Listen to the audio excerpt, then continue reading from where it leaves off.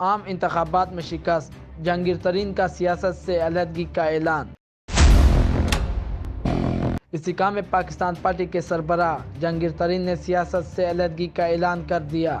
جہانگیر ترین کا کہنا تھا کہ استحکام پاکستان پارٹی کے چیئرمین کی حیثیت سے مستعفی ہونے کا فیصلہ کیا ہے۔ انہوں نے استحکام پاکستان پارٹی کے اراکین کے لیے نیک خواہشات کا اظہار کیا۔ ان کا کہنا تھا کہ جن لوگوں نے انتخابات میں حمایت کی ان کا شکریہ ادا کرتا ہوں اور کامیابی پر اپنے مخالفین کو مبارکباد دیتا ہوں۔ خیال رہے کہ جہانگیر ترین عام انتخابات میں قومی اسمبلی کے 2 نشستوں سے ہار گئے تھے، جن میں NA 149 اور NA 155 لودھرا شامل ہے۔